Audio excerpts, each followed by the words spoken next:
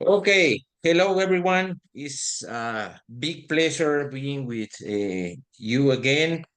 Today we have a very special guest, our friend Brian Fairchild from UGA, and we decided to do this new modality instead of having a very crafted presentation and going slide by slide. We decided to do like an open conversation with the people, the audience that is live. They can make any questions to Brian. In the bottom, they have a Q&A and answer box. You can interact and ask any other questions. Like always, this video will be uploaded in our social media maybe in 1 week. And our main goal, like always, is to provide information, open discussions. We just were talking with Brian before starting this on challenge in different countries and how the concepts may be applied different in different cultures and in different, let's say, setups. So how are you, Brian? How are you today? I'm doing well. So we're very excited about this, Brian, and we would like to start, Brian. We choose with you two main subjects to just start and drive this conversation open, and something that you guys are working and some guys that you're having some experience lately. Mhm. And let's start with the first topic about dark periods in chicks and the broiler performance. Something of your ideas and what you are looking at these topics. Okay. So I'm just going to give you a little bit of background. We had a PhD student in our lab he started about 3 years ago, 3.5 years ago. And he walked into the lab one day and we were just having this conversation. And he asked, why do we give chicks a dark period? And, we had a little brief conversation about it. And I said, well, I know what the answer is. If you go out and talk to people, they're going to say, well, this is what we've always done. And the belief is that by giving them 24 hours of light for the first week, we maximized feed intake and you get birds to find food and water resources and hopefully get really good 7-day performance.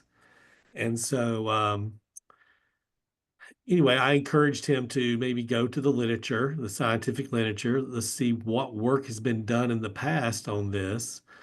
And, it might, we'll do a little bit of work on it, see if he can, if it's worth pursuing for his PhD dissertation focus.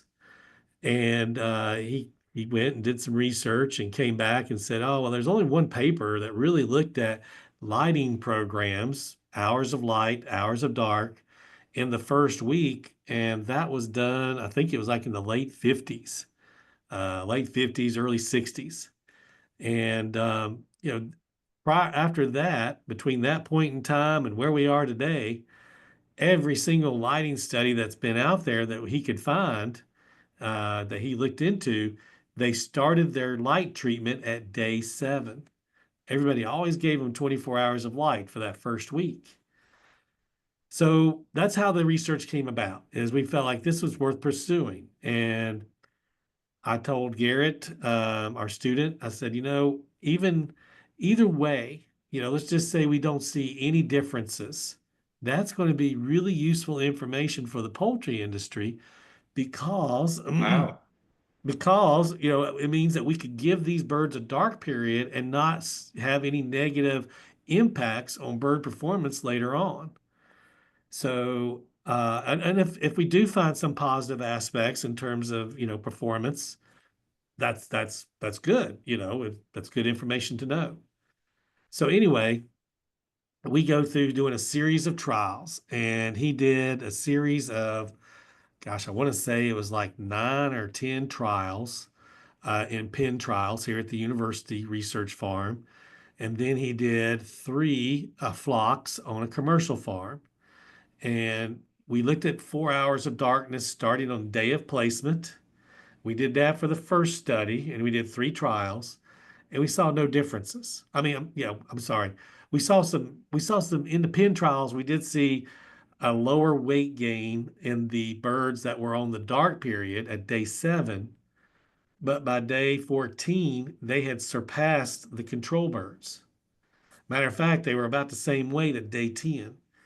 And those particular studies, we only went to 21 days. And at 21 days, they were still slightly ahead, the birds that were on the dark period. So then we thought, well, what can we give them 6 hours of darkness? What will that do? And technically, it actually looked a little better than 4 hours when we gave them 6 hours of darkness. And we saw that improvement in weight gain at day 14. Now, day 7, they were still behind, but by day 14, the birds that were on the dark period were ahead. And we didn't really see any differences in feed conversion or weight gain or anything, but that difference kind of stayed there through day 28. And then in our studies, by day 35 or 42, there was really no differences between the treatments. So, at the end of the day, I'm pretty confident in saying that this work has not resulted in any negative effects. And so we could give those birds a dark period without affecting performance. Now, when we went to the field and we did our three poultry farm trials in 50 by 500-foot long houses, again, we didn't see any differences in performance, but we did what we did. There's no difference in weight gain. There was no difference in feed conversion, feed consumption. Water consumption was very similar between the two houses. But what was interesting is those particular farms was having a bit of a disease challenge. They had a case of um, inclusion body hepatitis. So the mortality was above normal, but in our two treatment houses, the mortality was lower. And the other thing that we did is on the day before the birds were caught, we went through the house and just walked up and down the house counting the number of lame birds. Um, Due to the way that we did this on the farm, we couldn't do any statistics on this, but we did see a lower percentage of lame birds in the the houses that got a dark period, the entire flock, versus those that were on continuous light for the first week. So, because after day 7, everybody was the same. We gave them all the same light period in all of our studies. The only other thing worth mentioning is that we did do some blood work. And on the blood work, we looked at melatonin, which is produced by the pineal gland during the dark period. We see I mean, melatonin's available all day long, but we see a spike in blood plasma levels during the dark period. And we know from previous research that it takes about 4 hours for us to see that normal spike, for it to reach that concentration that it's getting to in the blood. We also measured corticosterone, a stress hormone, and we also looked at superoxide dismutase, which or SOD, and that's another way of looking at oxidative stress. What we basically did is we didn't see any differences in corticosterone or SOD, but the melatonin, as we would expect, was much higher in the birds that got a dark period, both during the day and the night. And even when we started giving those control birds a dark period at day 7, their melatonin levels never came up to the same level as the treatment birds until we got out to like day 35. So it's almost like in that first week there, when we gave them that dark period, if there's a biological set point, we set that set point, that concentration of melatonin higher in in those treatment birds compared to the control birds. And melatonin, it's been implicated in a lot of different systems. It's been shown to help with immune status. It's been help with thermoregulation.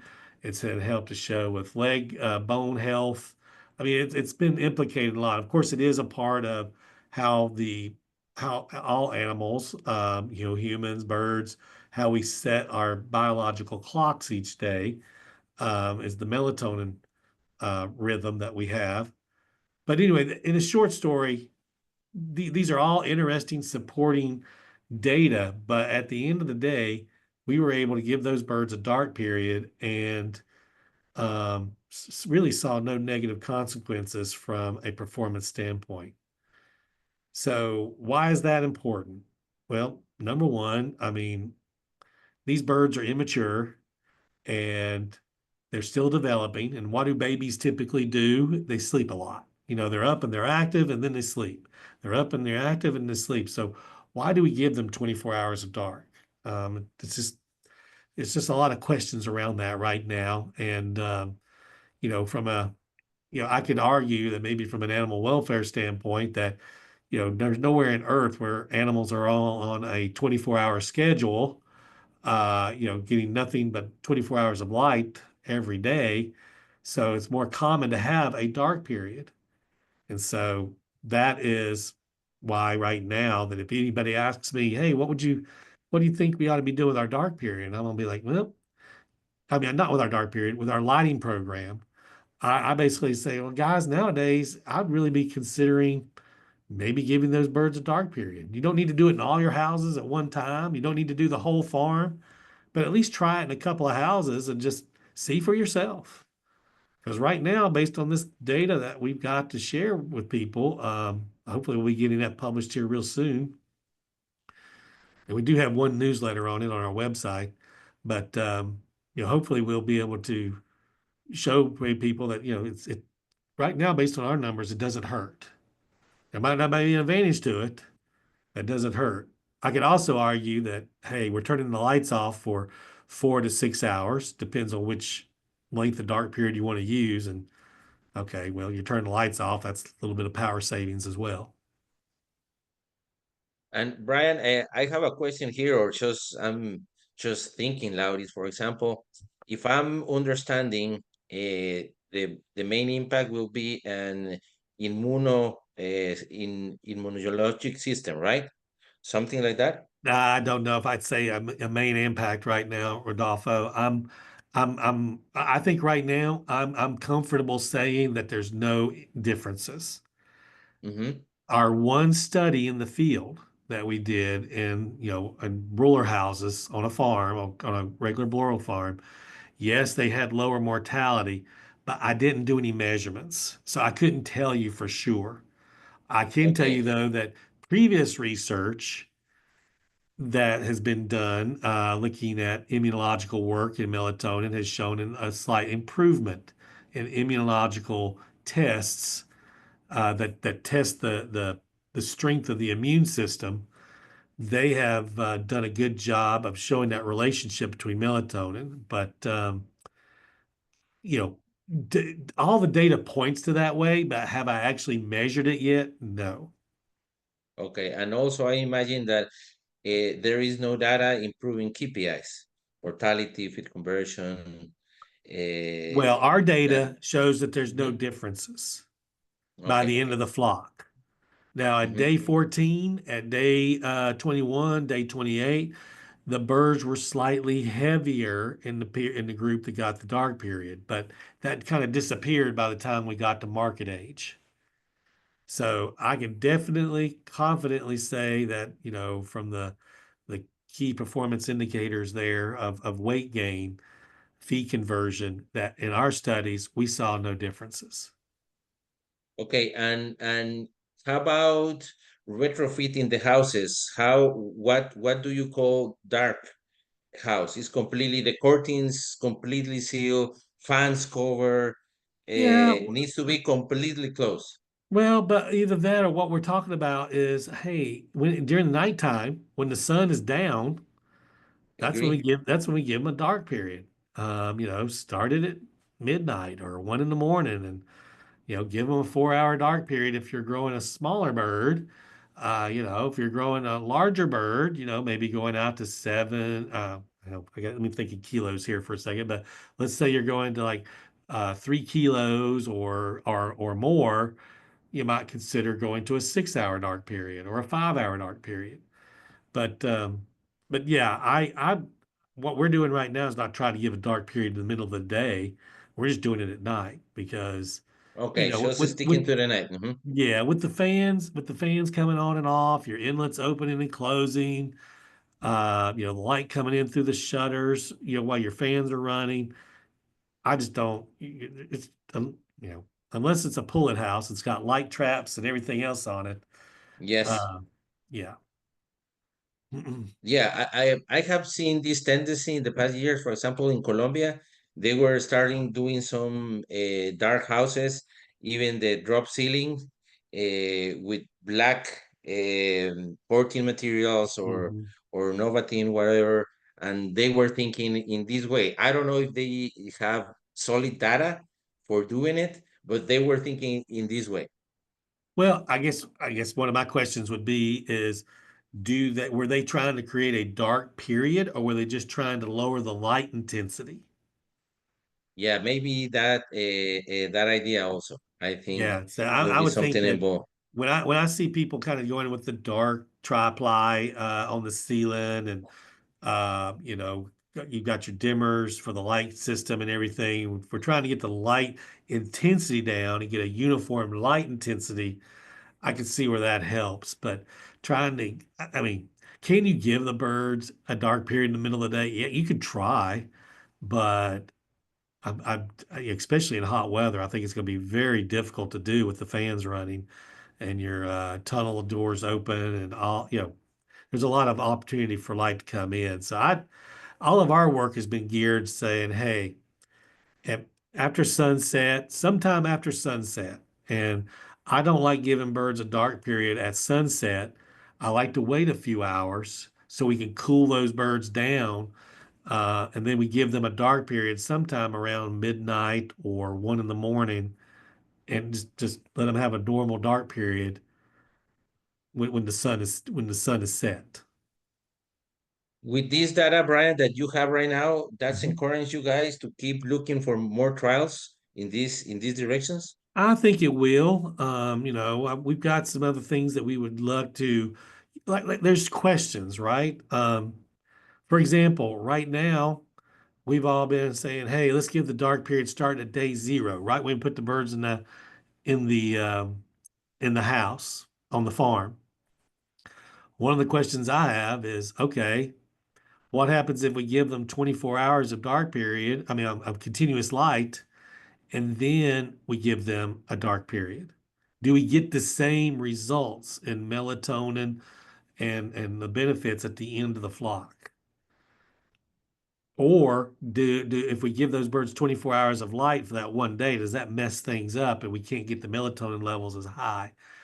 To me, that's something I would love to tease out one of these days in future studies. Yeah, I think that the door is open. I think that, like you say, there is a lot of, let's say, questions, and I think that we're still learning Yeah. and how to get better benefit of all the resource that we have right now, right? Yeah. I mean, there's two things I always tell people, Rodolfo. One is the more I learn, the less I know. That's And a good saying. and number two is that the day I think I've got it all figured out, I need to retire because I'm not going to be helpful Yeah. to anybody. Right now, Okay. I think there's a lot of questions out there that we can learn from to improve our conditions, keep things efficient, make the environment best for the birds so that they are efficient at turning that feed into muscle. And I'm always very careful when we talk about growth. It's not just about the weight gain. We've also got to develop that bird.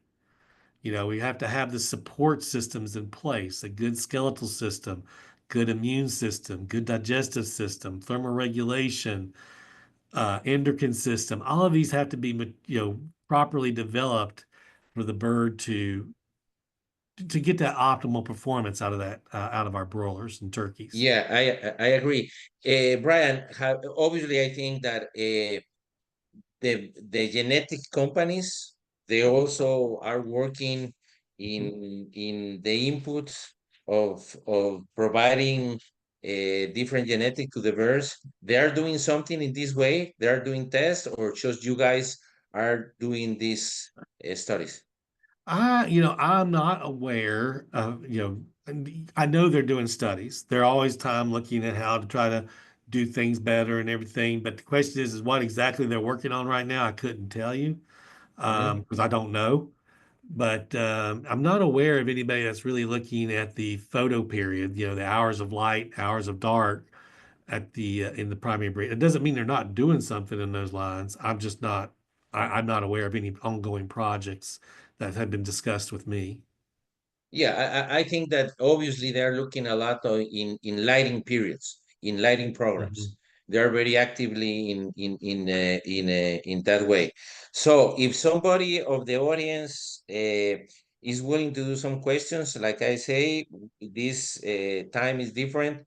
We can interact, and if somebody wants to drop a question to Brian, we can develop and just stop him and just like an open discussion. If we don't have any question right now, we will move to the second subject, Ryan, that also is very Before you do popular. that, Go ahead. Rodolfo, Go before ahead. you do that, I'm going to offer one more thing for people to consider when it comes to lighting programs. And that is just keep in mind, as with most things, simpler is better. And the reason I bring this up is that there's people that want to do step down programs. So let's say that we start off with 24 hours of light or 23 hours of light, and they want to eventually step that day length down till they get down to 4 hours or 6 hours or 8 hours of darkness, and they'll do these gradual decreases. One of the things to keep in mind is every time we change that light program, the bird has to get used to it again. You kind of mess things up because if we look at a lighting program that's been going on for a while, we see a rhythm in their water consumption, and they Mhm. know when the dark period's about to happen, and you'll see a peak in water consumption, and then it starts to settle down. You see a reduction in water consumption because the birds are starting to settle down for the night before the lights even turn off. And when we change that, we mess up that pattern for 2 or 3 days. In our data, when we were doing the Mhm. lighting, the dark period work, what we saw is that when we took those birds that were on 24 hours of light, and then we put them on either 4 hours or 6 hours of dark at day 7, it was about 2 days there that they didn't gain a whole lot of weight because we messed up their Mm. cycle. So just think about what's happening every time we change that light program. We're changing something on the birds. And one of the Completely things that agree. we've said a lot over the years is that birds don't like change. They like things just status quo.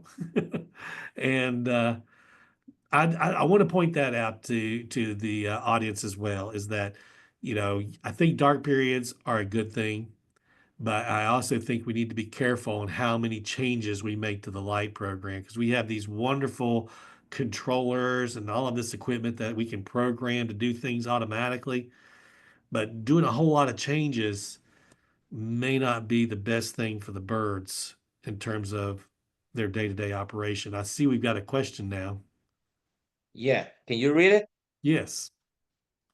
Broiler farm best lighting program. Uh, Lighting programs starting from which age? And so what we've been talking about now is I've been talking about starting at day 0. When we first put the birds in the house, either depending on what size bird you're growing, if I was raising a bird to, um, you know, 28, 35, 42 days of age, depending on a smaller bird area, I'd probably be looking at somewhere around a 4 hour dark period, maybe 5. When we get out to go into heavier birds, going out to 7, 8, 9 weeks of age, then I'd be considering a 6 hour dark period. You could do an 8, but I haven't done a whole lot of research with that. But um, I know there are people that do use 8 hour live programs in those situations. Okay, great. So if there is right now any other question about dark periods and lighting, we can, if somebody has any question later, we'll be fine. So we will move to the second topics that we would like to touch today with Brian. And that's a very popular topic right now. And we have been talking with Brian a little bit about this. Is Brian, can you share the basic practice that have a very important impact in the animal welfare concept? And maybe what I would like you to start is, for you, what is the animal welfare concept besides Okay. the practices and Yeah, management? I'm going to, I'm going to give you, there's some official definitions that are out there that people have done saying, talking about the five freedoms and things like that when it comes to animal welfare. But for me, I'm always looking to provide that optimum environment where we meet the bird's basic needs. And the basic needs for our birds, our poultry that we're raising for meat and egg production, that's going to be food, obviously. And I think we do a great job of formulating our diets. We know we've got nutritionists that are working on better ways to do that every day. We've got great feed systems out there for delivering the feed to the birds. Obviously, the next basic need is going to be water. And we've got water systems that are there that can deliver water to the birds, and they do it in a manner to try to keep the water clean, as well as try not to waste water, which might cause the floor conditions to deteriorate. And then another need is obviously temperature control. We got to keep those chicks warm. And as they get older, we got to be able to keep them comfortable by removing heat from the birds. And, obviously we do a lot of that through ventilation, proper ventilation, making sure we run the right number of fans, the right CFM in the house as the birds get older. And that's going to be dependent somewhat on outside conditions as well as we do a good job with that. The next thing I would say would be air quality. And when a lot of people think about air quality, I think the first thing that comes to mind might be ammonia, followed by carbon dioxide. And then I always like for people to remember carbon monoxide because that can be produced by the heaters if they're not properly maintained. And then the one I don't think people, I don't know, I associate this with air quality. Maybe some people do not, but it's relative humidity, the moisture in the air. And so what we're trying to do is balance all of that through our ventilation programs to get that optimum air quality for the birds. In most cases, that means we want to try to keep our ammonia as low as possible. I'm typically targeting trying to keep it below 35 ppm as much, really that's my goal. Keep it below 35 ppm. Um, temperatures, we know those temperature range based on the various ages of the birds. We drop our set temperature as the birds get older. From a relative humidity standpoint, I'm trying to keep that relative humidity below 60%. And CO2, we'd like to see that below 5,000 ppm. And if I do measure carbon monoxide, I'd like to see that below 50, if possible. And there's research studies out here to back all of those numbers up to support where these recommendations are coming from. I'm not just making these up. These are coming from research and previous studies that have been done in the poultry science literature. So, we're meeting those basic needs of the birds, taking care of those birds. I guess one other one would be the lighting is definitely a basic need because a lot of our houses have gone to solid sidewall housing. We don't have curtains going in there, so they're dependent on our lighting systems and thus the conversation we just had on dark periods, and how important those can be in terms of helping that bird from a performance standpoint and how it really doesn't hurt to give them a dark period. I see we had another question pop up here. I'm gonna go ahead and read that, Yes. Rodolfo, if you don't mind. I Yeah, have I have worked on light duration during incubation. On post-hatch growth, it has good effects. My question is that in poultry houses, how much photo period is required in early phase? We gave the photo period or 4 weeks to onward. Okay, so I'm gonna answer the question. I'm gonna repeat the question here in my words, just so that if I don't answer it correctly, you can correct me on this. But it sounds like the question here is how much photo period is required? Let's take that part first. yeah. So, how much photo period is required? Well, I'm going to say 4 hours of dark period. As far as photo period, I don't know if there's actually a requirement, but dark period, people have to, not people, but birds, they gotta have a rest period. And why am I saying 4 hours? Number one, we know that it takes 4 hours for that melatonin peak to occur, 4 hours of darkness for that melatonin peak to occur. But on top of that, there's some wonderful research that was done out of um, Saskatchewan, Canada, and they looked at different lighting programs, and they saw that kind of that optimum photo dark period or photo. It depends on how you want to look at it, dark period or photo period. If it's photo period, it was 20 hours of light. If it was a dark period, it was 4 hours of darkness. But they saw that optimum period of light and dark being right around 20 hours of light, 4 hours of darkness. I'm hoping that Okay. answers the question. Going, well, that was another lighting question. I hope that you answer in the right direction of the questions. Going back, Brian, to the welfare practices. We were talking with you before Yeah. starting this webinar that we believe that the poultry industry globally, we are doing a really good job in the practices, maybe not knowing that we are doing a lot of welfare practices, right? Hmm. Yep. That we are doing spontaneously, taking care of our birds, doing now nice space, night lighting, water. Obviously, maybe with the focus of EPAs having performance, Hmm. right?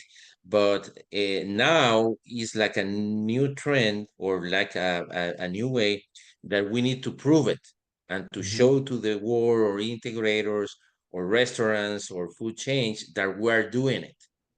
Do you think that we're doing a good job sharing to the people or the people that is not related to our industry?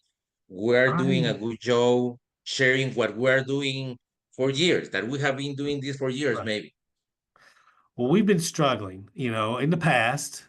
I've been here in Georgia for 23 years, and this has been a discussion I think that's been ongoing for 23 years. We're always talking about how can we do a better job? What more can we do?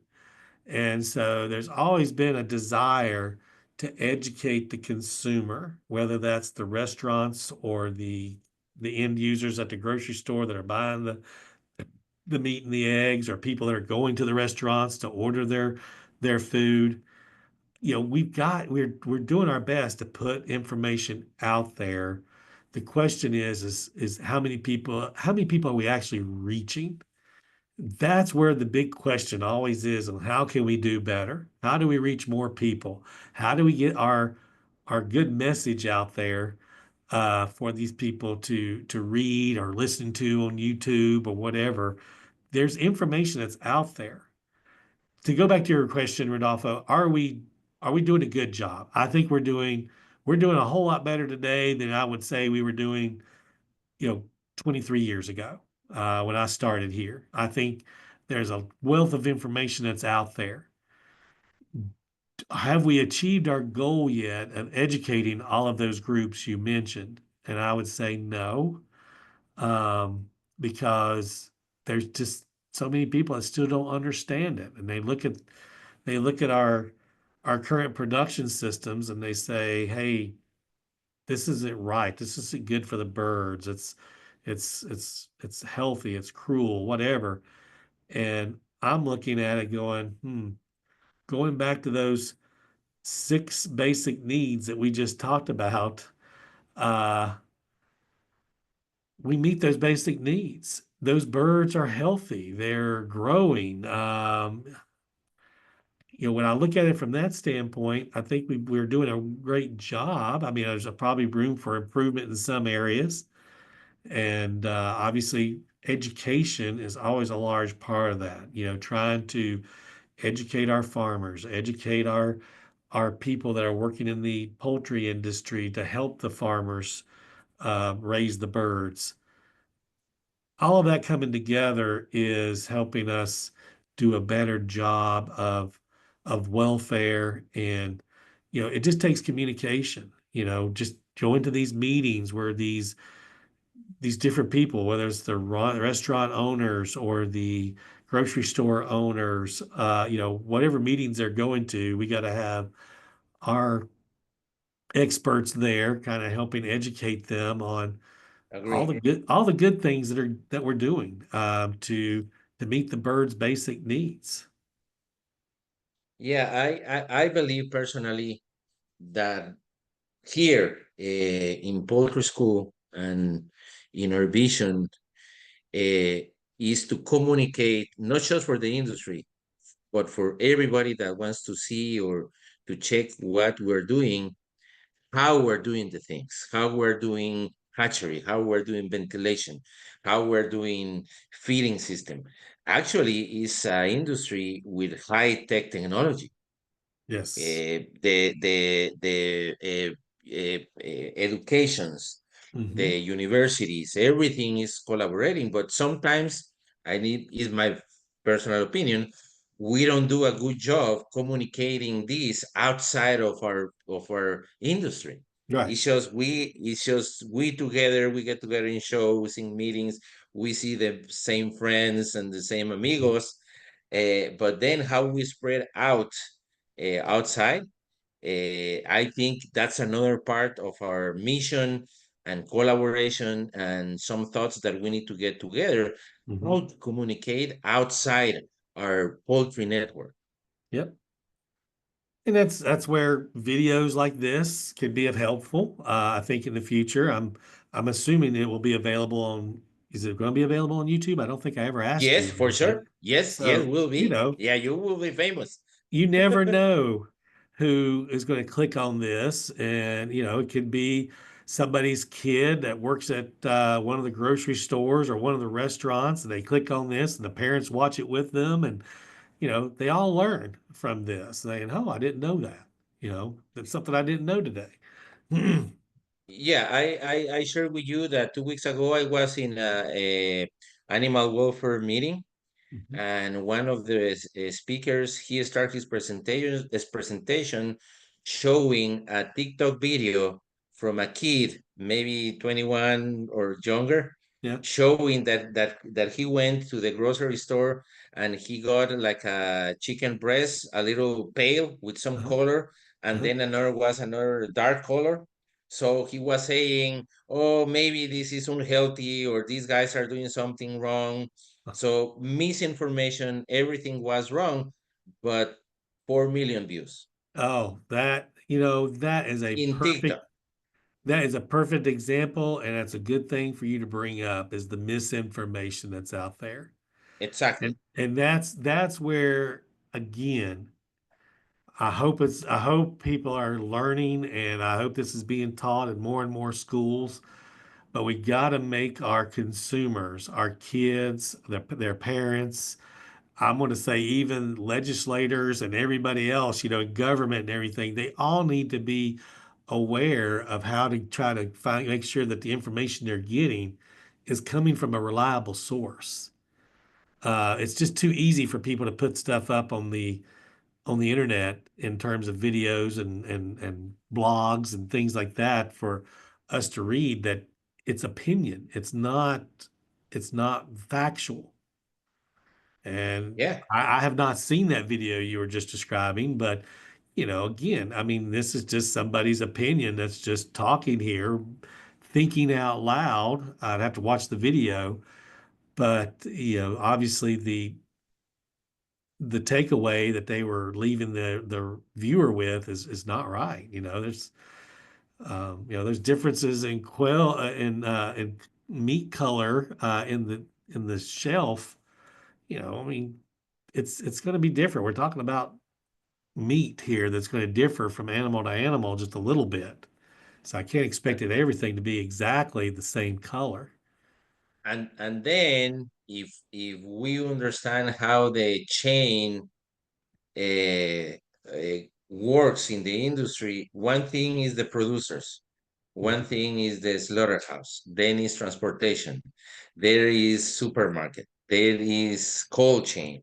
So there is a lot of factors from the farm to the table. So how we all get together, that's another a good question of open tables of communication. We have another question. You can see it there. Yeah, I'm just going to type my email in here to everybody. But yeah, he was asking a personal question there about maybe Okay. further education. Okay. So, guys, we reached 40 minutes of discussion right now. I'm very excited. And I think that when we talk about the topics that we like and we passionate about it, time flies. So I'm very excited about this new modality, Ryan, that we were just Yes. talking, open, people interacting. We are going to be very sure that when we share these videos, even in LinkedIn or YouTube, we will share your email if you are okay. Yeah, If I'm fine with that. if somebody can email you or asking more questions, I think that you guys always has been very open to share information, Yep, and we really like this space, Brian. that sounds good. Okay, I've so if there enjoyed it. is, I have enjoyed it today, and I really appreciate those people that have asked some questions because that's always very helpful in a discussion session like this. I appreciate it. yeah, and like I say, Brian, I think that everybody has some value to share. Everybody, I can see the people in this audience right now from different countries, different markets. And that's what really is exciting about this, that we're sharing information worldwide and we're pushing in the same direction. We have the same goal Right, to be providing very good protein, accessible, the using a resource the best way possible, water, earth, taking care of the manure, everything.